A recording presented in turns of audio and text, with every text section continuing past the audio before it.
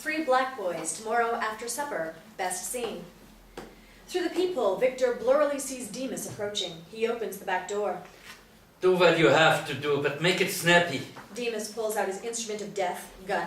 He points it in Viktor's surprised face. He enters the office while Viktor is backing up. Barnes and Baker follow in behind Demus. Why are you doing this?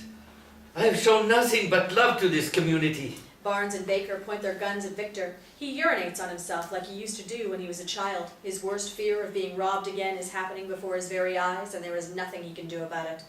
Open the safe, old man. A vision of Nikolai and Inger flashes through Viktor's disturbed mind. He sees him and his family having a water balloon fight on the front lawn of their luxurious estate. But a vicious slap from Barnes' backhand lays harshly on Viktor's cheekbone, bringing him back to reality. Please, don't kill me. Victor pleads desperately for his life. I have a wife and a son to look after. Shut your mouth. It's the last warning I'm giving you. Victor swallows his own blood. He mumbles sentences in Ukrainian dialect. Barnes doesn't understand a word of what Victor is trying to say. Out of frustration, he bangs the butt of his gun against Victor's fragile skull. The blow sends Victor tumbling face first to the floor. Barnes tucks his instrument of death in his waistband. He gets down on one knee and turns Viktor over. He shakes the old man's body but gets no response. Baker and Demus look on in total disbelief. Barnes places his finger on Viktor's neck to check for a pulse, but there's no sign of life in the old man. Barnes takes off his ski mask and looks up disappointedly at his comrades. He's dead. I didn't mean to kill him. It was an accident. Baker takes off his ski mask and rubs his sweaty face. I knew this was the wrong move from the get-go. I should have followed my intuition. Now, how are we gonna get the money from the safe? But Barnes doesn't know. On top of that, he feels horrible for making a wrong move. The sight of blood gushing out of Viktor's skull sends chills up his spine. He realizes Viktor is dead, and there's nothing he can do to bring him back to life. The damage has already been done. Demus envisions the disappointment on his parents' face.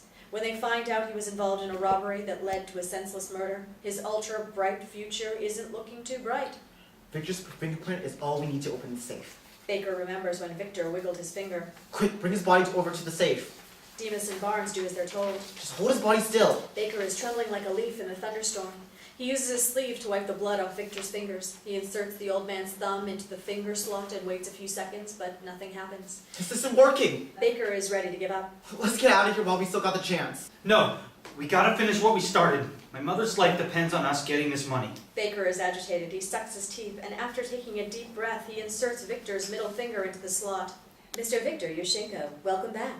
Demus and Barnes drop Viktor's corpse to the floor. Baker opens the safe. The three black boys are mesmerized by the amount of cash they see. Too many $100 stacks to count.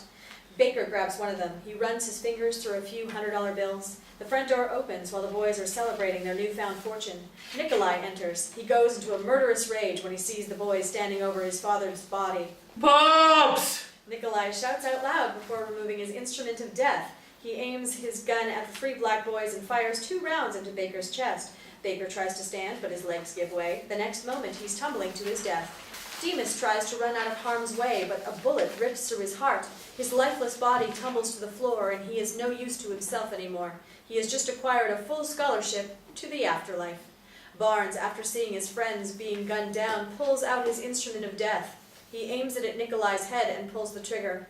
Nikolai is in the act of shooting Barnes, but it's too late. A bullet blows his brain all over his father's empty liquor bottle.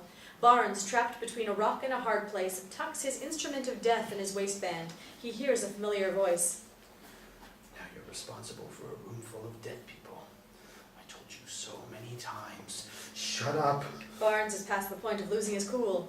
I don't want to hear you anymore. Barnes walks over to Nikolai's corpse and kicks it violently. I gotta think fast. Barnes says to himself while looking at his friends' dead bodies. He thinks about giving up and turning himself into the authorities, but decides not to.